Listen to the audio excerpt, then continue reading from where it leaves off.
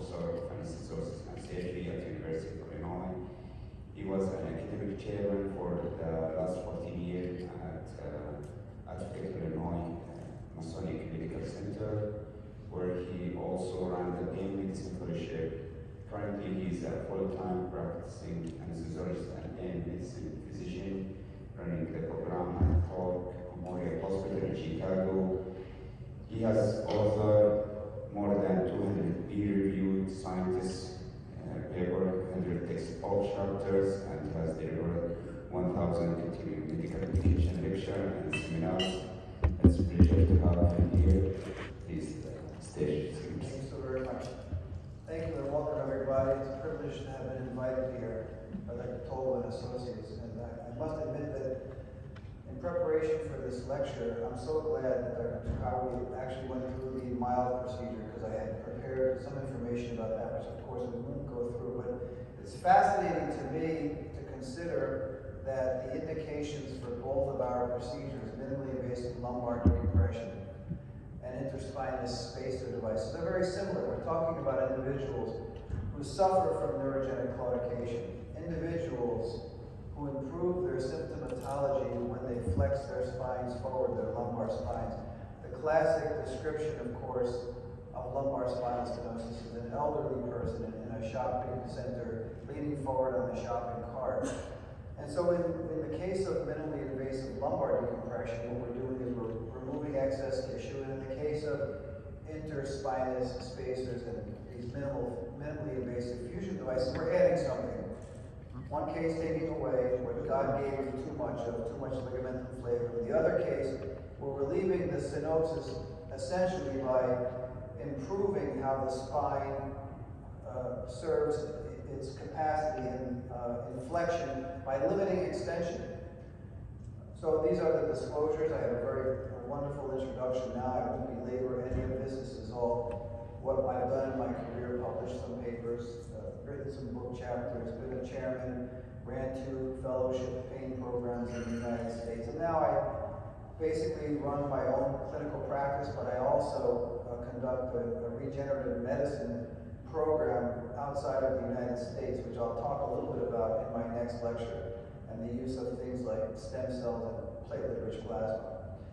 So the learning objectives for today are to discuss and describe spinal stenosis. You've already had a fantastic introduction to lumbar spinal stenosis, so we won't belabor that point too much. I was going to discuss mild. I'm going to totally eliminate that portion of this so as to not be repetitive, and talk about things which can go adverse or wrong when we place these devices in our patients. These devices, interspinous spacers primarily, require some level of surgical skill and attention and training, and we'll discuss that as well. So today we'll talk primarily about Lobster, which is a newer device created by a manufacturer in Italy and available publicly since 2021, but there's no significant data which has been published on the use of the Lobster device. I'll just show you some of the brief technical aspects about it, and Vertiflex and X-Stop. We're talking about spinal stenosis. You had a great introduction to that concept. In the United States, there are more than 14 million individuals presently suffering from neurogenic claudication, aching pain in the buttocks and the back of the legs, which typically is exacerbated, as I stated, by assuming an extension position because it narrows the neural foramina, and it is relieved by placing the individual in a modified flexion posture. And we see that there are about 600,000 new patients in the States which are added each year. 6.3 million of these are radiographically moderate. So we had a great, again, introduction about central canal stenosis, lateral recess stenosis, foraminal stenosis. Any stenosis in the lumbar spine renders an individual likely to sustain neurogenic claudication. And the remedy is the same, regardless of whether the etiology is central, lateral recess, or foraminal. The end result of each of these phenomena, respectively, is a phenomenon known as neurogenic claudication, whether it presents as radicular pain or pain in the buttocks and leg, whether it's positional or not as much positional, is almost irrelevant to our task. Our task is to relieve that stenosis and thereby improve an individual's pain tolerance, functionality, the reliance upon medication, including opioids, and I'll show you some data which suggests that these devices help to limit patients' exposure to narcotics. Gratefully, here in the United Arab Emirates, you don't have the epidemic we have in the States of opioid crisis and hundreds of thousands of individuals each year who die from using narcotics. So we have to find remedies to limit patients' exposure to opioids. The lobster is a product from Florence, Italy. The Metros Medical company produced it. I was privileged to work in some of the earlier cadaver studies on it. This is from one of the cadaver workshops that we conduct each year in Barcelona, Spain, with Dr. Jose de Andres. And I'm with Gianno Garlati. He's one of the founders of the lobster device. So I got my first exposure to this device working in this laboratory. You can see a couple of things technically. I'm coming in using a lateral approach. So you've got to go through substantial tissues. And it's an old adage that the shortest distance between two targets is a straight line. I think coming in from the side requires general anesthesia. This is one of the potential disadvantages of using a lobster technique. It's a painful procedure, requiring ever larger dilators to get down to the targeted structure between the spinous processes. If you look at the device, which is really very fascinating, you can see it looks like a bullet before it's deployed, and then once it's deployed, you can see it opens up. Take a very careful look at the far right-hand side of the slide. You see what the device looks like when it's completely deployed. Now, I mentioned earlier that this is a company from Florence, Italy. The Italians are fascinated with human anatomy, especially male and female anatomy. And I couldn't help but notice that the lobster happens to look like the female form. So somebody in their creation of this device, when they were going through marketing, I think thought that this would be somehow useful to relieve spinal stenosis. Look at the robot on the right side of the screen versus the open or deployed lobster device. There's no data. There's no level 1 peer-reviewed evidence. The studies are ongoing with the use of this device. So we don't really know how the lobster compares to traditional spacers, things like the X-stop or the Vertiflex procedure, for which there has been an accrual of data. Lobster is still in its infancy. We don't yet know how it's going to fare in open studies and in comparative studies when we look at things like the Vertiflex. Okay, these are two x-rays of lobsters, the devices that I've deployed in cadavers. The first one shows a posterior and anterior view of the device open, and on the right side of the screen we see two lateral L34 and L45 lobster devices which have been deployed and open. And that's really all I'm going to talk about in relationship to that. It's a fascinating concept, but again, requires general anesthesia, requires going through dense tissue, dense musculature on the back to place the device, and the complications are yet to be studied in great detail in the peer-reviewed literature. Vertiflex procedure is another type of spacer. This is my favorite because I've done more than 400 cases. I do approximately 50 of these each year. Started doing these in approximately 2017. The FDA approval for these devices was a little bit earlier because the first device which was utilized was called the X-stop, and I'll show you what the data looks like when we compare the Vertiflex procedure to the X-stop. Again, just as with the mild procedure, this can be used for central spinal canal stenosis, foraminal stenosis, or recess stenosis, and thickened ligamentum flavum here is not an impediment to going forward. I do have patients in my practice that have had both minimally invasive lumbar decompression or mild and have had the use of Vertiflex interspinous spacers. So one is not exclusive to the other, although, as our prior speaker discussed, having had a previous surgery at the area of interest is a relative contraindication to proceeding forward. Neurogenic intermittent claudication, secondary to lumbar spinal stenosis, is really the target audience that we're looking for to deploy these interspinous spacer devices. And we're trying to limit patient's extension. Again, the classical description of neurogenic claudication is the elderly person hunched forward, walking very slowly with a shuffling gait through a supermarket, resting their elbows on the cart in the supermarket. They clearly improve with forward flexion. If patients don't improve with forward flexion of the lumbar spine, they're not good candidates for either mild or for the use of these interspinous spacers. So they have to improve with lumbar forward flexion. And again, extension is being limited by these devices. So you can see the indirect compression is achieved by the restriction of extension. You can see what a preoperative MRI sagittal view looks like on the left-hand side of the slide, and then a postoperative view after L3, L4 spacers. I should point out that not every level is amenable to the use of an interspinous spacer. The spinous process at S1 is so small and so rudimentary that it's very difficult, if not improbable, to place a spacer at L5, S1. We place them at L1, L2. I've placed them at T12, L1, all the way down to L4, L5. But we do not place spacers in the cervical spine. We do not place them in the thoracic spine. And we do not place them at L5, S1. Not that it's impossible. First and foremost, because it hasn't been approved for use in that regard.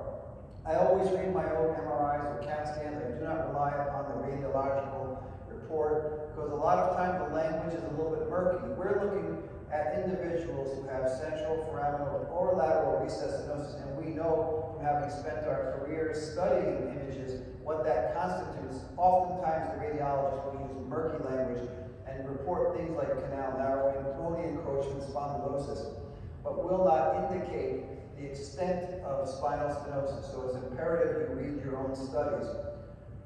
It's also imperative, of course, that you discuss the findings of your studies with your patient when applicable. They like to look at their images with you. This is one of my earlier reps in 2017 when we first started, and again, this is the equipment on the right side of the screen. It's a very simple procedure. When it was first described, it was indicated that this ought to take about an hour or less. In my current clinical practice, I'm doing each segment in under 10 minutes. Each segment is being completed in under 10 minutes with local anesthesia in accordance with monitored anesthesia care. So I've never done a general anesthetic for the placement of one of these interspinous spacers. Some individuals might do it. Some of the earlier studies indicate that general anesthesia was acceptable. We start off by squaring our end plates, making a posterior anterior view under fluoroscopy. I suppose it can be done under CT scan imaging, although I've never done it that way. We take a 15 blade scalpel, we make a stab incision down through the ligaments, the interspinous ligament, down towards the laminar line. And then through a series of dilators, we commence the process of opening up the space. I use a small Wheatland retractor to open the tissues as I get down towards the laminar line. Finally, we deploy a measuring device. The Vertiflex comes in several millimeter sizes, 8 millimeter, 10, 12, 14, and 16, but most of us who do these techniques utilize between 12 and 14 millimeters, depending upon the acuity and the degree of stenosis that we find. Then, basically, by just using a screwdriver type of maneuver, just rotating the wrist on the handle of one of our instruments, we're able to open or deploy the device, which looks like Batman's capes. There are wings that go on this spinous process above and hug the spinous process to the right and left, and there are wings that go to the spinous process below that hug the spinous process right and left, and I'll show you what that looks like. And through a series of openings, you can see we are now in the space between two contiguous spinous processes. We then take a mallet, the kind of mallet that an orthopedic surgeon would use, and we gently tap the device down into place until it goes to the spinal laminar junction, the spinal laminar line. So the beauty of doing this, of course, in the lateral fluoroscopic view is that you really can't harm the patient. You're not going to go interspinous. You're not going to go into the epidural space. It's impossible. You're not going to go into the intrathecal compartment. It's never happened. If you look at the series of images here, you'll see that the device is deployed. You'll see how the wings hug the spinous processes above and the spinous processes below. I typically make it a point not to do more than 2 levels at any one time in any given patient, although there have been some occasions where some of my colleagues have placed up to 3 devices in patients. The final image shows the device tamped into place in the lateral image. And here's an individual that I did an L3-4 and L4-5. The first picture, the first part of the slide shows the lateral view, and you can see that the neuroforamina are pretty widely open here, and then the posterior to anterior view in somebody with a mild degree of scoliosis. So this device can be used in scoliosis, although it's not going to look very beautiful when you complete it. It It can be used up to grade 1 spondylolisthesis, but not grade 2 and not grade 3. So those are the relative contraindications. Somebody with a high level of spondylolisthesis, not a good candidate for this device. Somebody with a lower level is a reasonable candidate. And the final incision is approximately 2 inches or 5 centimeters in aggregate length from top to bottom. This is in a two-segment L3-4, L4-5 interspinous spacer procedure that I perform personally. Some of the earlier studies came out now 13 years ago looking at this. Again, the indications were for neurogenic claudication, for patients who sustained relief in flexion. Again, if your patient doesn't have relief in forward flexion on physical examination, they're probably not a good candidate for an interspinous spacer or for the mild procedure for that matter. They have to demonstrate and document that they improve their neurogenic claudication with physical maneuvering into the flexion position. And again, I indicated it's up to grade 1 spondylolisthesis or slippage. The procedure is performed under monitored anesthesia care. It takes about 10 minutes or less to do each segment. In most patients, 12 to 15 millimeter midline incision is made down to the interspinous space. Again, a series of dilators is used to get down to the spinal laminar junction. And then the appropriately sized spacer is delivered through a cannula. Very simple technique, really almost foolproof. As I said, I do about 50 a year, started about 7 years ago. I've done now more than 400. My success rate in terms of relief of symptoms of individuals being more than 50% better is about 95%. That's very rare. You're all pain physicians. You all know that when we say that the success rate is greater than 60 or 70%, we have to be skeptical. Really, does that really happen? Do people really get that much improvement? And I can assure you that under my observation that at least 90 to 95% of people get at least that much improvement.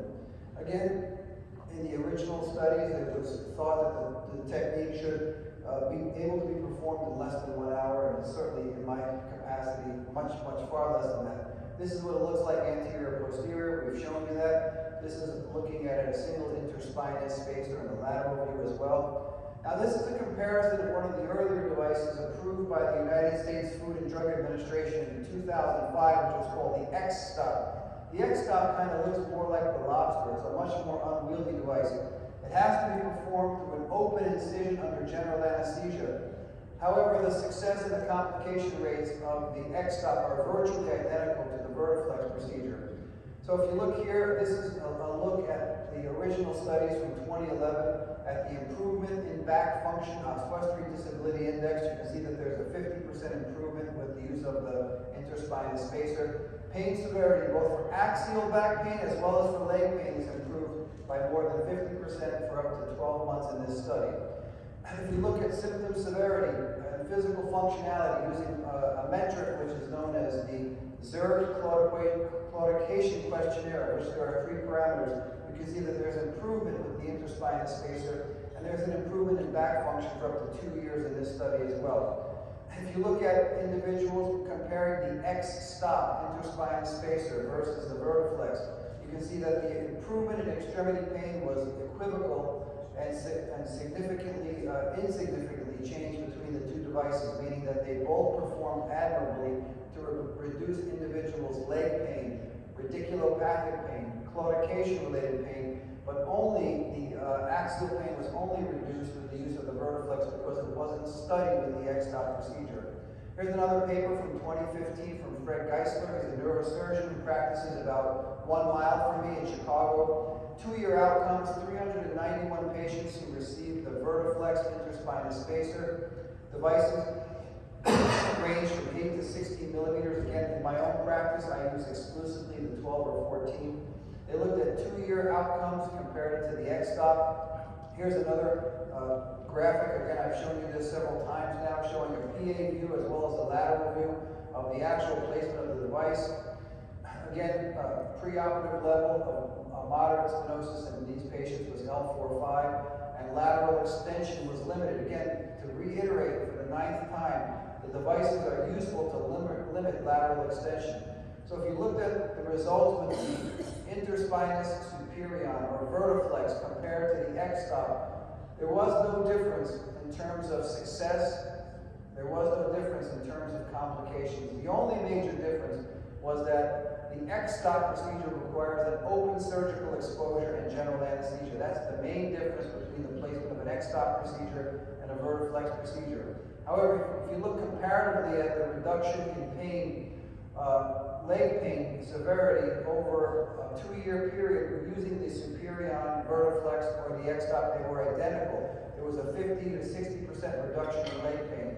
If you look at back pain severity in this study from Geisler, there was a 50% reduction up to 2 years happening within the first 2 months of placement, both with the X-stop as well as the Superion. If you look at the Oswestry disability index of physical functioning, there was a greater than 50% improvement, whether you use the Vertiflex or the X-stop. And again, the indications were spondylolisthesis grade 1, lateral stenosis, central stenosis, or foraminal stenosis. They were identical in their functionality. So why would you choose one over the other? My personal preference is to use a technique which does not require subjecting the patient to general anesthesia, which does not require subjecting the patient to a large vertical incision. Again, if you look at the only differences, are very minimal differences in complications. There was a slightly higher predisposition to spinous process fracture using the Vertiflex. In my own case series of more than 400 patients, I've had 2 instances of spinous process fracturing. I have not yet had to ever remove a device from any of my patients, more than 400 replacements, but that does happen. So the safety profiles are about the same. Another study from Geisler and Associates, again, he's a neurosurgeon practicing in Chicago, 1 mile from my hospital. 5-year outcomes looking at the Vertiflex interspinous spacer, also known as Superion. They had more than 121 patients, and they looked at the Zurich claudication questionnaires. There was improvement in all of the metrics of the Zurich claudication questionnaire for severity, symptom severity, for physical functioning, and patient satisfaction. They all improved. And the Zurich claudication questionnaire is a useful tool, not just for interspinous spacers, but also for the use of something like a mild procedure. It's a very commonly employed metric to determine the success of your intervention for your patients. Leg pain and back pain was reduced for up to 5 years in the patients, the vast majority of patients who received the interspinous spacer. And again, you can see here the Oswestry Disability Index. A measure of functionality was also improved for up to 5 years. Leg pain, back pain improved. Leg pain improved by 80%, back pain improved by 65%. At 5 years, 84% of patients demonstrated clinical success on at least 2 out of the 3 Zurich claudication questionnaire measures, so very, very highly likely to lead to success. 80% leg pain improvement and 65% back pain improvement. And I'm going to finish up just with one other piece of information here. This is a very important study. This study was published in 2018 by Dr. Timothy Deere, Ramzan Benyam, and Peter Stats, and a lot of people who are well known to this audience. The one thing that I found this to be fascinating was in their study of the use of the Vertiflex interspinous spacer, patients were consuming narcotics before the placement of the device. In 85% of cases, patients were able to not just reduce, but to eliminate their requirements upon opioid medications when this device was placed. So that's really important. So in summary and conclusion, there's level 1 scientific evidence in favor of the use of interspinous spacers. And I'm hoping that the Lobster will also show a similar degree of success for use with patients with central lateral recess and foraminal stenosis, although the evidence hasn't been created as of this time. Vertiflex and the X-stop treat all lumbar spinal stenosis, not just central canal. And this should be, in my opinion, a first line of therapy for managing patients with lumbar spinal stenosis. Thank you for your time and attention.